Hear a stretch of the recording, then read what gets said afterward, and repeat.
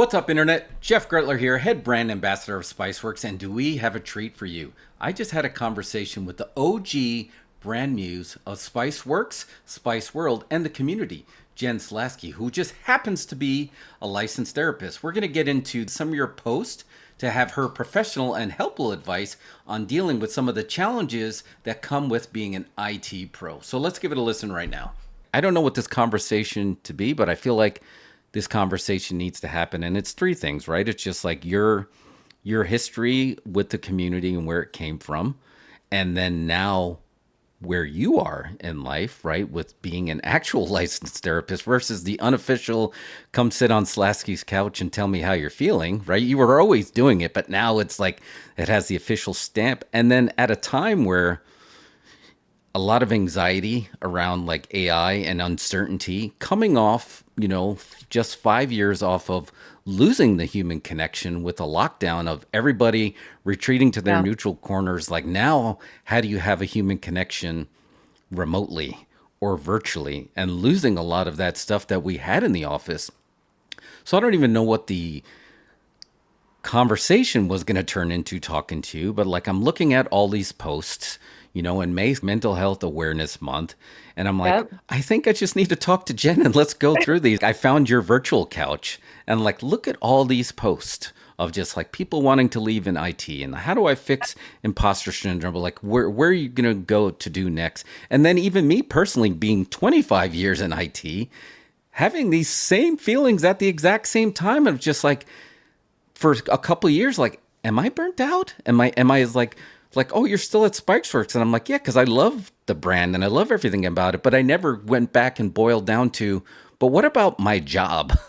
Like, you might not be burnt out on what the brand and the community is because these are your friends, these are people who talk to you every day, but what about the daily work you're doing? And I realized like maybe I was feeling that too. So I was just like, let's get Jen on a virtual couch on a virtual call and see if we can dissect through some of this together. Let's do it. Let's do it. What are you like recommended to people in a world that seems to be steering away from human connections to find the human connection in 2025, which is more difficult than it was in 2015? Well, I think that's the thing, right? Is this notion of find. I think that there's a lot with, the rise of social media is this focus of out there, looking out there and finding. And I think that we've got to turn and look within ourselves first. Like this connection, I think that it's really important that people take some time to intentionally connect with themselves. And a lot of the things that I'll talk about here, they're just kind of old timeless classics that really go back to good old fashioned, like people really tuning back into what matters most to me.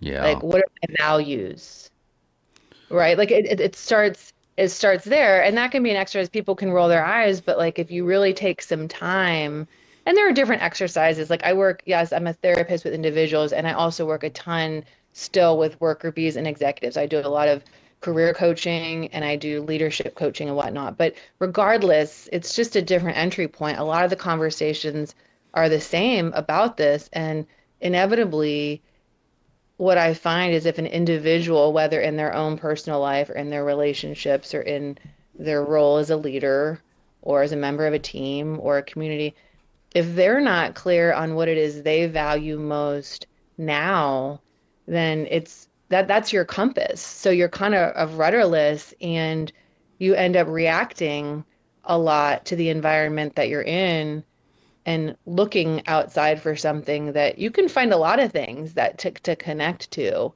But if you're not clear on your values, it can be a little bit of a wild goose chase that can lead you, down a lot of different roads. And I think from a work perspective, you can land a lot of places, but every place is going to have a different set of leaders and a different set of values. Yeah. And I know people can roll their eyes about mission and purpose and those statements and like, but they can matter. And sometimes, that's the thing. Like sometimes you can end up at a place where you don't really necessarily like you're not that passionate about the mission of the company, and that's okay if you're passionate about the people that you're working alongside and the values that you're marching to. It reminds me of a great quote that I've heard before that if you don't go within, you will go without. And it just Mm, has this feeling that hmm. I can see Scott even talking to you, and you've heard this, him say this before. It's just news. There's no bad news or good news. It's just news. Your reaction to it is what's going to give it its definition of whether it's good or bad. And I think that's, and correct me if I'm wrong, I feel like that's what you're saying is just like if you're at a company that has a different set of values than you, or you start seeing stuff that you don't necessarily feel like you're jiving with, you're going to see more of that, not less of that. Because again, now you're just looking for the external stimuli of just like, oh, this stinks, this stinks. Like in a way, almost like complaining, I think it's been proven to be addicting, right? Like your Sure. brain Oh, yeah. get an addiction to that. Yeah, because I think that's the thing. Like, you're the only one that can make choices for your life. And look, there's a lot, and again, there's just so many rabbit holes we could go down here. Um, but it's the type of thing, with complaining, like, when everybody uses this word, like, oh, like a victim mentality, if you're always feeling like life is happening to you and you don't have any choice in the matter, like that, I would complain too, right? Like, oh, that's gonna really suck and not be fun. And any positive exercise, like find three things to be gratitude for. Well, you might, but as soon as you're done, you're going to be able to see all the other things that are not happening for you. And I think that there is this question that we ask, not just in the therapy world, the coaching world, just in the human world, right? No No expert, labels. yeah, has a corner on this question. And it's a really simple question that is so hard for so many people to answer, myself included, some days, some weeks, some months. And it's, what do you want? It's like, what do you really want? Like, what do you want? And it stops people in their tracks, like deer in headlights, like then cock your head, then like, what do you mean what do I want?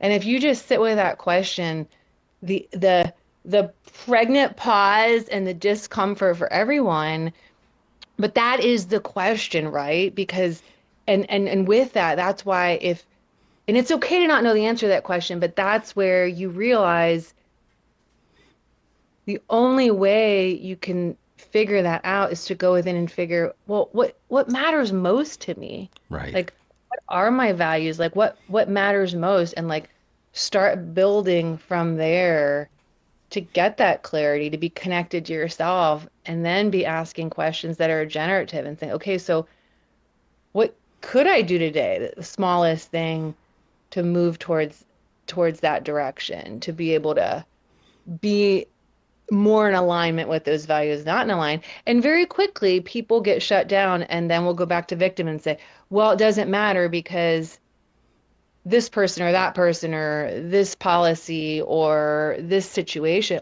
which can all be very real stuff, right? Right. In the world today, absolutely, in the workplace, in our families, in our relationships, in our neighborhoods, anything. You can always look and say, like, woe is me, like, this is what makes it hard. Fair enough.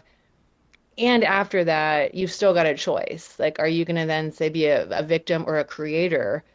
And shift, and there's this great thing that says if you are living your life in a way where you're answering the question, you're making choices based on what you don't want to happen.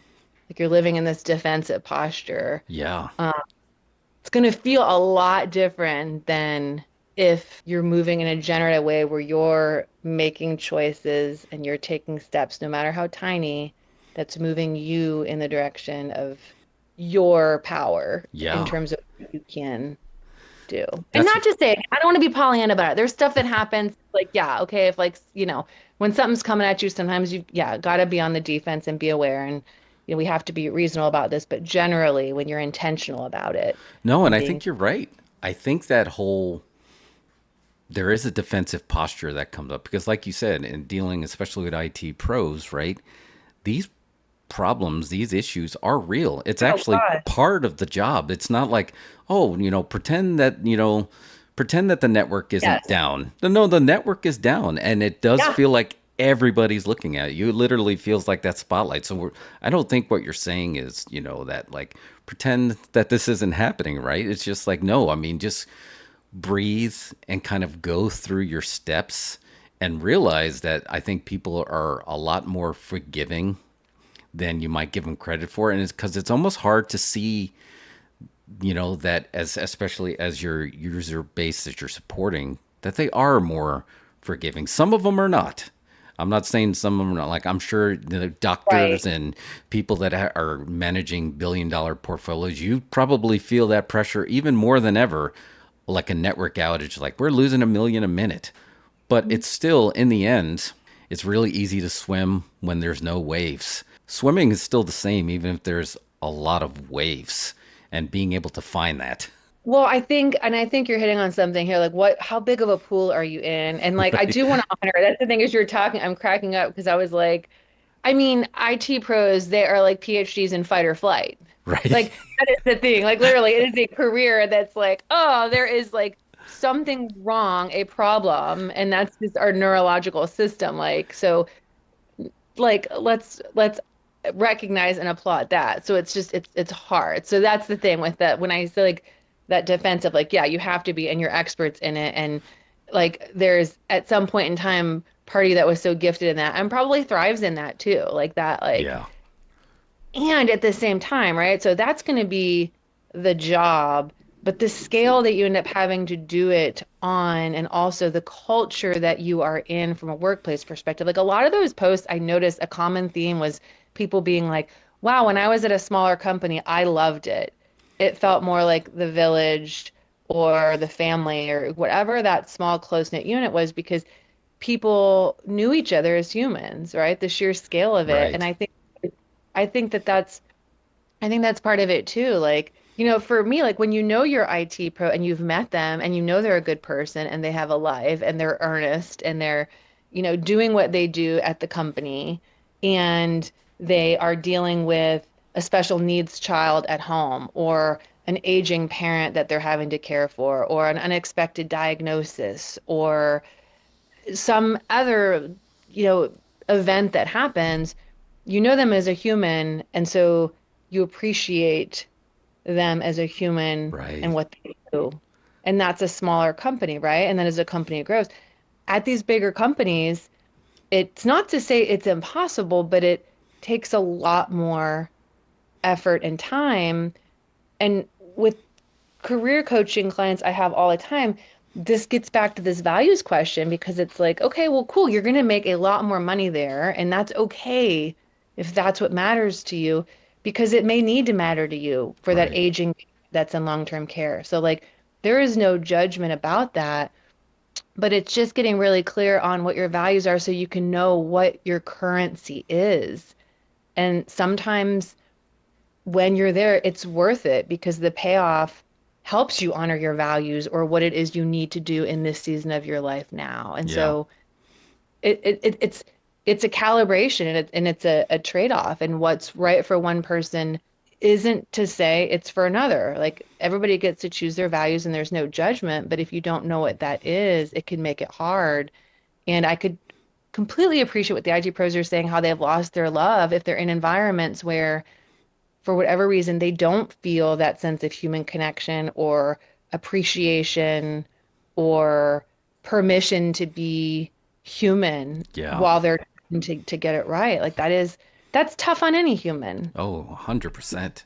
I mean, I think that's why our community is I mean, I obviously I love it, but I think it's an important part of the technology industry in an industry that is tough and now probably scary, right? Scarier than ever. There's especially that post anyone else thinking about leaving IT is the one that Mhm. really stuck out to me just Yeah. because of the timing of it. But I just want to read this one from C double J with spyware becoming the norm, planned obsolescence, downtrending economy in some of the fields, and dabbling in data privacy requirements and laws changing, all converging to make things harder at a time when we're getting into such an unknown with AI. And even you can even go as far as saying quantum computing. I feel like it's Mhm. also the first time that this industry is becoming even more mainstream news. It's not just you're hearing about like these marketing buzzwords in just certain circles. No, now you going and whether you're looking at the stock market or you're just looking at social media or talking about with friends, because now this technology is affecting the entire planet. And now the pressure is coming on you because you're just like, wait, is this going to be me supporting this unknown? Am I leading the charge? And now you feel like, am I supposed to know what all of this does in a especially knowing what quantum computing and AI is? Nobody really knows what it's going to turn into. And now everybody's looking at their IT pro. That's pretty scary, to the point where just like, should I just go, start selling hot dogs out of a cart? It's like, is this the way to go? But this is all I know. Even for our accidental IT pros that got into this because they had a knack for it, right? We've seen this Yep. many times of just like the accidental IT pro. And now they're like, Yep. but this is all I know. And it's Yep. forcing them to look in the mirror and, like you said, having that moment of just like, well, what do you want? Whether it's somebody saying it, like you actually saying it to them, or now they're asking that question and looking in the mirror and they're like, I don't know. This is what I've wanted for so long. I've never took that time. A self inventory could be scary.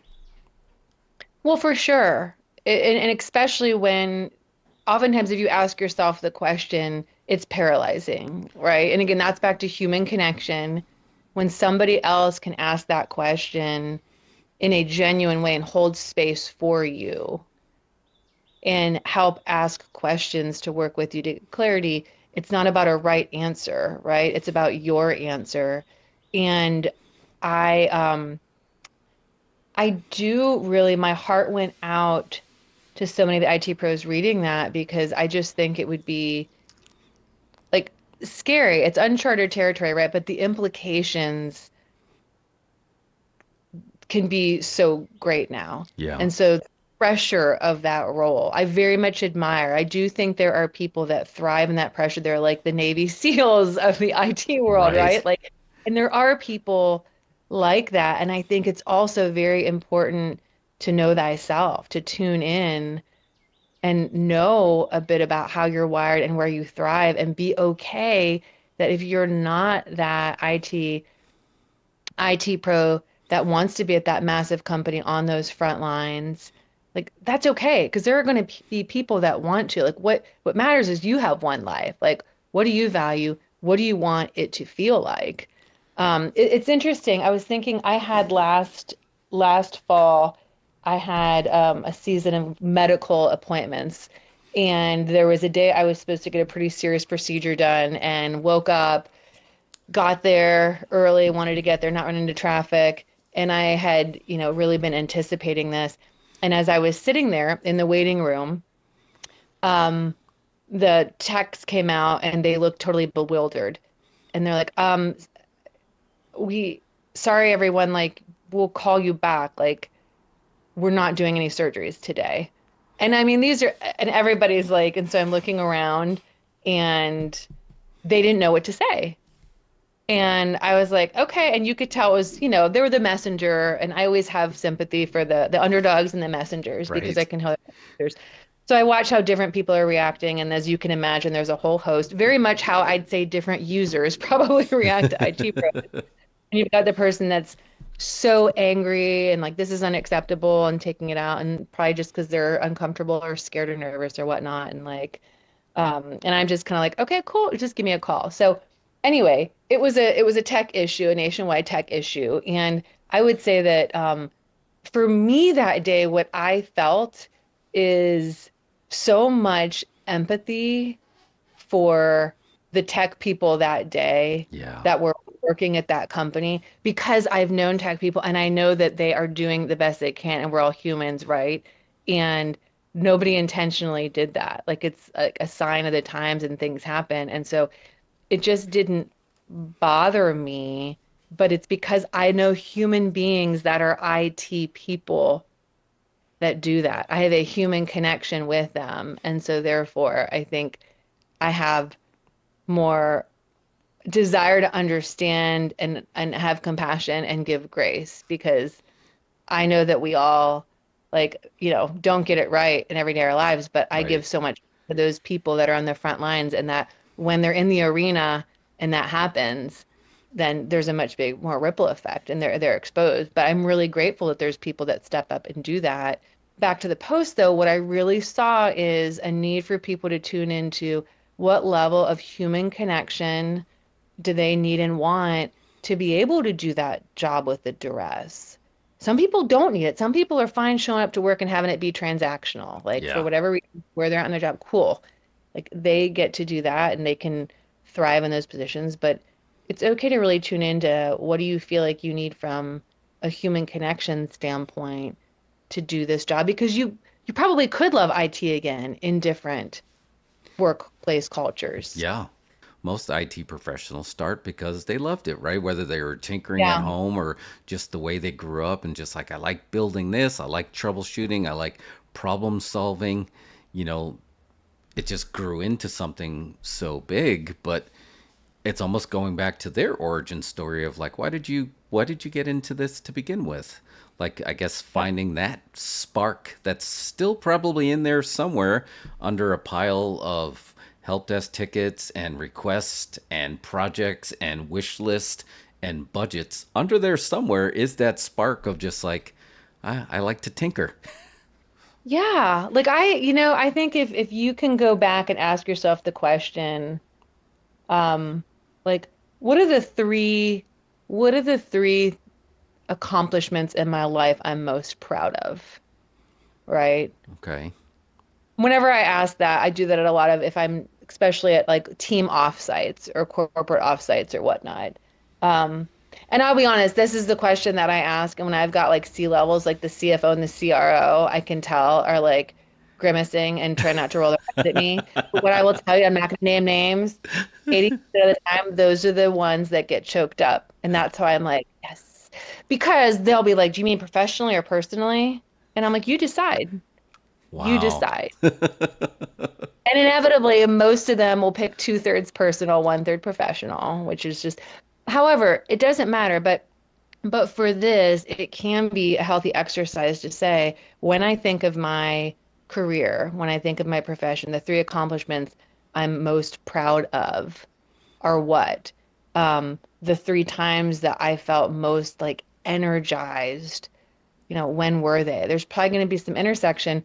And those discernment questions, reflection questions can lead you back to a time when you did love what you did and you think about why was that? Like, where were you? Who were you working for? Like, there's like, yes, life's going to change and always going to ebb and flow. And there's going to be things that happen that we can't control. And so um, I have this perspective now, especially now that I'm spending more time as a personal counselor, because again, they're humans and a lot of professionals will come to me for therapy in their personal life. But inevitably, if they're a busy professional, work is going to come up. And in the beginning, Jeff, when I started seeing people, because I'd spent my whole life in a pretty, as amazing as Spiceworks was, it was stressful. Like we were working hard and there was a lot to do. And Yeah. thank God we had the magic we did to fuel that.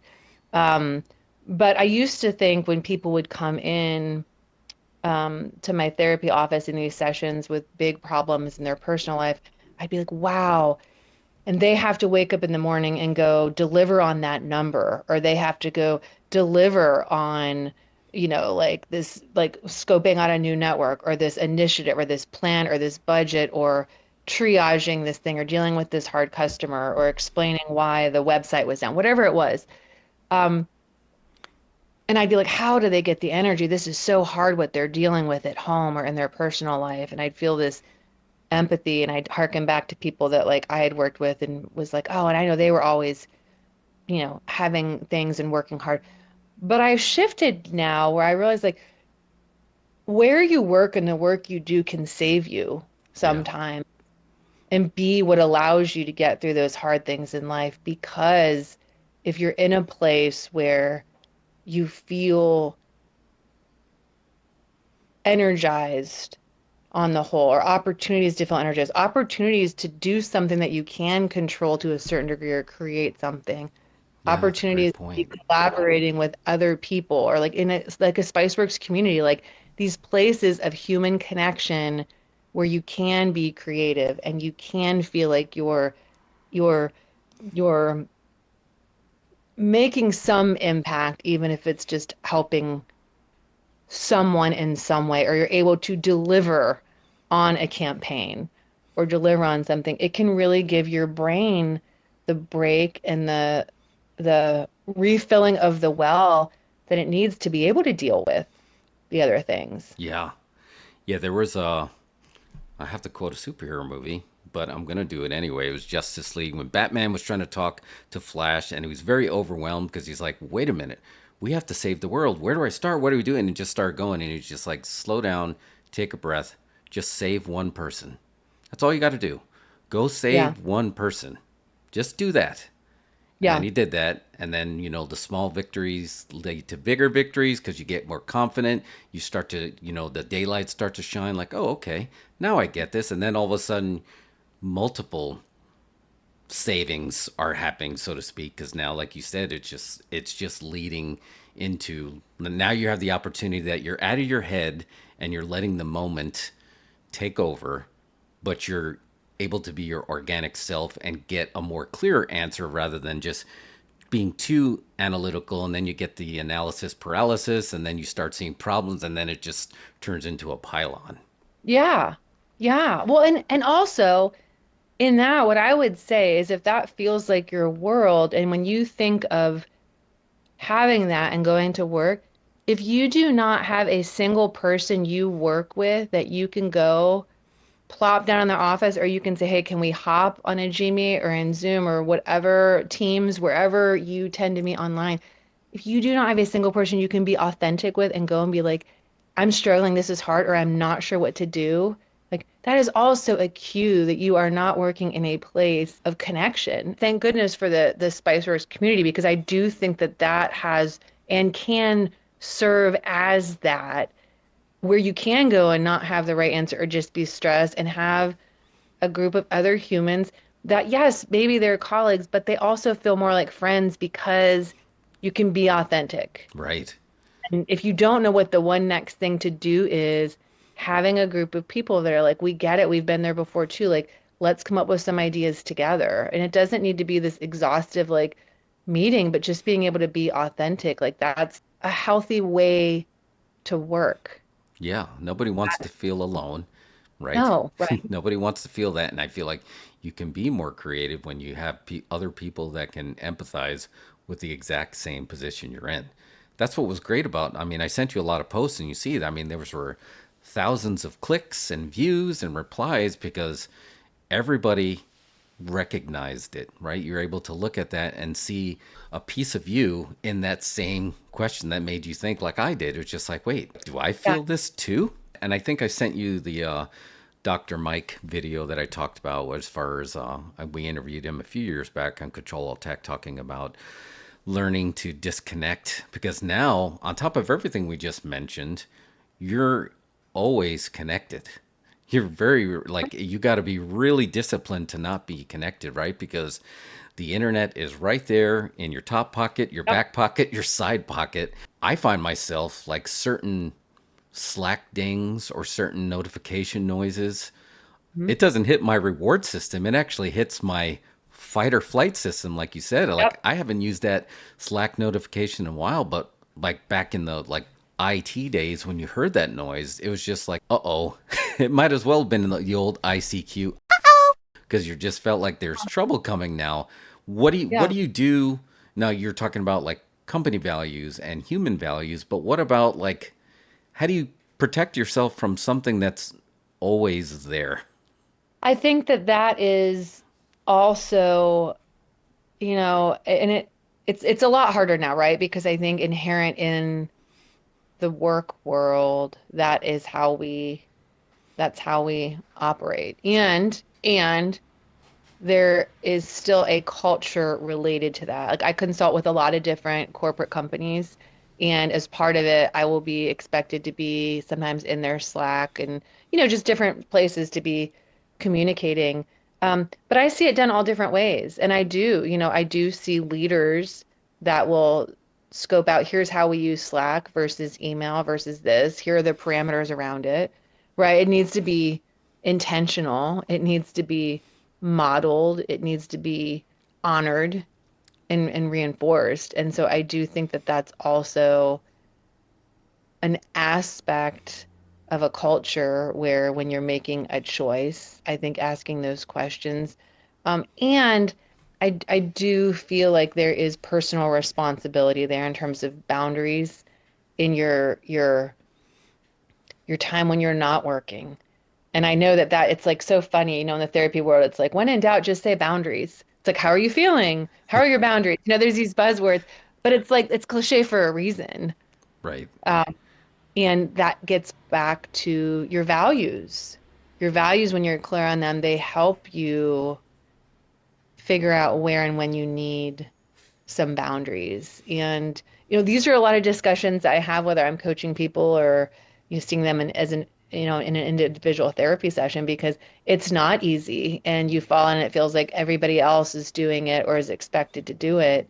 And when you get some clarity on that, I think that the best place to start is experiment. Like, I think that's the thing. I think people go to this like, I must or I'm going to. And that's going to shut your neurological system down too and put your like amygdala into the fetal position, because it's just another thing you can or can't do. And it's just another level of stress. But I think that there's ways to just start at least small and experimenting. And like, the easiest way to feel your well is just get out in nature. Yeah. Just go be among trees and grass and where you can hear birds or you can smell something like dirt. That's a great way to put it, because again, yeah, when it's really hard to solve, a tornado when you're in the middle of the tornado. If you have the ability to step to the side and be not in the problem, maybe from an outside perspective, you can get a better problem. And I think that will bring out the more human, organic reactions to answers, or the answers will come. You're not going to get your answer staring at a screen, and sometimes you can just No. research it to death. And maybe sometimes, like, I'm just going to go take a walk. I see a lot of walking meetings now, more than ever, Yeah. right? Where people just are outside walking. I think that's probably really helpful along the lines of what you're talking about, right? Well, yeah, there's this book, it's called The Nature Fix, and the name of the author is escaping me, shame on me. But there is, We're going to make it they, pop up right over your head now anyway, so don't worry. okay, The Nature Fix. Um, and it's an easy read or a listen. And they talk a lot about the physics of the energy of being around nature and trees and the biorhythms and how they replenish us neurologically. And this whole notion of how the digital world has the accelerated pace of it is beyond obviously what our brains are equipped to be dealing with. Yeah. And so the best ways to offset that is to go be in nature. And there's cultures that are very progressive on this, like in Singapore, for instance, they have a lot of federal funding for building parks and facilitating like federal programs around what's called forest bathing, which is basically like get people out among trees so that they are absorbing all these natural biorhythms that replenish our neurological capacity. Right. All that to say, it's interesting because in there, she says they've come up with this metric that says in our modern day digital era, 5 hours outside per month among nature is what's required to calibrate, to kind of balance and offset with all of the kind of steeping we do in the digital world. And I hesitate to say that because the last thing I think anybody in this world today needs is another thing that they're supposed to go do that they're not getting enough of or that they're not getting enough of or like so like I don't say that to say go do 5 hours. I just say that to say like going outside and just being mindful of that is probably the easiest like freest thing that people can do. And even as basic as it sounds, this whole notion of human connection, right? If you're struggling with this, I don't have the answer for you because I'm not you, and my relationship with technology and life is very different. So no one person can tell you what to do. However, people like you. Like I think for IT pros, right back to that, connect with another human like you and say, I'm struggling with this. What's worked for you all? Do you have any ideas, right? Because when we connect with humans and do something in community, that makes it more likely that we're going to make progress and we're going to be able to discover something new and stick with it and that camaraderie and that support. So again, it just is going back to not the panacea, but at least that notion of if you can get back to some sense of human connection, connect with other humans that have similar values to you, that live in similar worlds to you and do similar things so that you can resonate and connect like that. Yeah, and I think it gives the opportunity for the answer to present itself, right? The muse, your nickname, the muse, kind of needs like a fertile environment to present its answer. And I think when two or more gather of Mm, similar, that then all of a sudden it's like ripe, almost like creating the storm. It's the ripe conditions for the answer to present itself, for the water to fall, for the clouds to gather, is having two or three similar minded people running through the same thing. I think it's almost like these minds are creating like an energy that's going to have like the answer, not to get too metaphysical, but I feel like that makes it yes. ripe for the answer to present itself rather than you just sitting there scratching your head and staring at a screen. I don't think the answer is I don't think the conditions are right for the answer to pop into your head. Yeah, and you know the thing is it might unanswer, but also like we're mammals, we're wired for human connection. Like just getting back to origin stories again and just the basics. Like I think that the more that the more that you learn about the human brain, the more you like at least for me, I've nerded out on like how much like we are mammals. And so this whole notion of fight or flight, how often that happens. And we've just lived in this world to your point where it's normalized, but like that is a lot of stress on a system. And when we talk about antidotes to that, like, you go back to the most old school indigenous things, those are the antidotes, right? Like getting back into some connection with nature, getting in your body to like exercise and be physical. And it doesn't need to be running a marathon, but even getting outside and walking, Yeah. getting outside and walking with another human. Like you can pair all these things together. And I feel like we tend to not do anything when we feel like we can't do it at this ultra marathon level. And then it feels really defeating. But I think if always you can go back to the human connection, be vulnerable and authentic with what you're wondering about, what you're struggling with, and invite somebody into that, there's some magic that's going to happen that, to your point, is not possible to happen in the same way if you're just doing it all alone. Yeah. No, I think you're right. It's funny you're talking about geeking out and nerd out, and I was walking this morning on the trail, and maybe it's just the tech in me. I was seeing technology everywhere, but it was organic technology, right? Nature technology. Because if you look at it, just like Mm. I was looking at this monstrous tree, and I'm like, that seed had just like the most basic code of Yeah. an if and statement. It's just like if the soil is this and the Mhm. water is that and the sun is that, then pop out this giant tree 20 years later that is just like offering all the shade. It's just like it's just Yeah. technology. So it's just like Yeah. you're using organic technology to make the human made silicon technology flow as well, have that symbiotic experience. Well, systems, right? I mean, I think that's the thing. Like, there's this notion of fractals. Like, you can see, like, it's in the natures and ecosystem systems, and Yeah, like, even trees underneath the soil are connected with roots and support right. each other. That the And crazy then you, networks under there. yeah, like it's amazing once you zoom out. But frankly, it just to me all goes back to there is everything in the world that's getting us back to this message of connection matters. It's at its core for us. The heart of that is human connection. And that's a great way to look at it. Now I look at the community, and it's this global community under the Yeah. of these roots connecting to each other, whether spanning continents and languages and different things. You're still connecting with other humans on the other side of the world that are probably in very similar situations career wise that are helping you through with these connections. I think I can remember. right before that Spice World, when I had to make a case for it. This was not just Jen skipped in on Monday and they're like, oh, sure. And I always did feel a little like one of these things is not like the other. Like I was the feeler and emotion and all those things.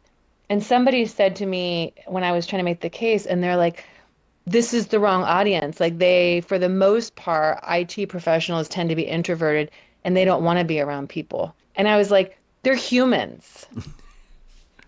They're Right. human. Yeah. No, they do. Trust and trust me. And like, I think that to me was the biggest like heartbeam of it all. And I felt so vindicated on the human connection because that first Spice World would happen is like people were hugging. Like I can remember Greg Hadawar tells this story, and the last time he told it, he got choked up and teary-eyed, and it was so beautiful because he said somebody came up and hugged him and said thank you, and he's like, and I was like, wait, whoa, and I think like everybody was just like, whoa, this human connection, and then what happened is after that, all these introverts that didn't want to be around other people and were happy to just stay and do it on their computer were like, we don't want to wait till next year. Right. How can we? And then that's when Spice Cores started. Yeah. Like, well, we'll go back and then the people that were in their neighborhood that hadn't been able to come to Austin for Spice World, and so those started. And then even in the community, there were other little special interest groups that then started. And even again, to see when the tech marketers would get involved in the community, and that also for them, like as a former tech marketer myself, that was like over the moon to be talking about eyeballs to the eBay guy. The other tech marketers like that, I know like how refreshing it was for them too to actually like come in and be able to do their job, and instead of having to like talk about the white paper and the like magic quadrant and all these things and kind of sound impressive or important, when they got a chance to say, oh wait, I get to be human and just connect with these other humans. How refreshing is this? I love when they get it. I mean, obviously, we've had some Yeah. great tech vendors and still do in our community. I'm going to just give a special shout out right now to Mike from Eaton because I've had more conversations with Mike from Eaton about 80s movies than I've actually had about the technology that he's actually marketing and presenting. But by having that connection, I've gone deeper with his technology because he's showed me his human side, right? Yeah. And then you're like, oh, okay. And then you realize like, oh, wait, what were we talking about? What are we looking for here? Like, what are you trying? But he never makes it feel like that. And in a way, it's more powerful than ever when you do it that way. Well, again, authentic, right? You know him as a human being, there's a connection, and so you trust him more. It's Right. just it's more compelling. It's like it's not transactional. It's not this agenda where somebody shows up and has the conversation they're supposed to have because they're trying to get to an outcome. Like if they Yeah. show up and connect on an authentic level, then it's more trustworthy. It's real. That's what it's all about, like helping each other. In a very difficult industry, let's help each other and we'll go a lot further. And maybe along the way we'll laugh more, right? Yeah. We'll share some memes and get a laugh of it and make some harder days a little easier. Just like, well, no, I mean, it was a really tough day, but I got to tell you about this meme I saw in the community. Yeah, just a little laughter. I mean, like healing through humor, right? I think that's the thing, right? I heard this quote lately or recently, and it was like joy defined as an abiding sense of well-being. And the thing I loved about it is it kind of says like no matter what's happening, like you can have a sense of well-being if you're connected with other humans, because in connection with other humans, we can have those moments of levity. We can cry together. We can say, me too. We can say, I understand. Like, I'm scared too. Like, I think that sucks too. Like, I'm uncertain too. And we can ask, how can I help? And we can laugh together. Yeah. I mean, and at the end of the day, not to get too, but if you kind of like look back and you look at all these people that reflect on their lives and they're like what mattered most, it was the people you were connected to that you ended up spending the most time with in your life, and that you were steeping in that connection with those people. Well, Jen, I knew I was going to keep you for a long time, and I know we've been going for a while. Let's make a promise for like a part two, even if it has to be, let's say, in person at Yeah. Spice World in Oh my gosh, November. I love it. So yeah, we're gonna make that part two happen in person because I think you seeing like what you helped facilitate. I know you don't want to like take the credit because I know you that's not your style, even though I will give you the credit. But I think for you to fast forward for a company that's going on 20, a brand that's been going on 20 years, an event that's going to be hitting the 20-year mark before I know it, I'd love to see you have a rekindle of that, what it's I turned love it. I into. love a good So, rekindle. yes. Well, So, I would be honored. I yeah. would be honored. I just feel like there is, like you said, that word magic.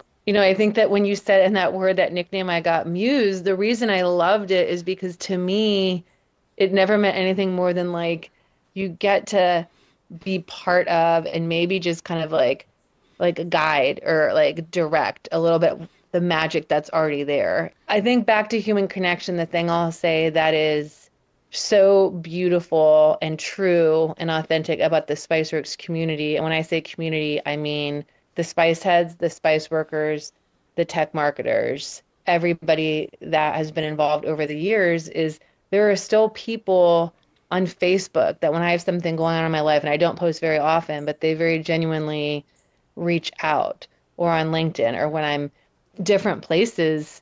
Like if I'm in London, I know that I will see and have a beer with Spice Heads. Right. And the fact that I still feel so connected to so many people in the Spiceworks community, even though I haven't formally been in it, like that's a testament to me of human connection that matters, that's not transactional. And so I just give so much praise and gratitude for people like you that have kept it going and have cared enough to be, because it does take tending. It doesn't just happen. I think that's like any relationship. You Right. can't take it for granted. You need to lean in and put in the effort. And, when you say, where do you go find that connection? I don't think you necessarily do the best connections are created. And, you've been someone that's been continuing to really tend to the hearts and minds and that connection. And thank you. It's No. been in great hands and great hearts. Well, I appreciate it. Like I said, I'm excited to see that moment when you walk in and just see that like, wow, all right. This Yeah. it may have There will started. be tears, just so Yes. you know, spoiler alert, there will be tears and Jen claps, I'm sure, but All right, Jen. always awesome to be with you. Yeah, I appreciate it. Yes, so then we'll talk very soon. Love you, and we'll see you soon. Mwah. Love you too. See you, Jen. Bye, guys. Bye. Bye, Spice. Bye.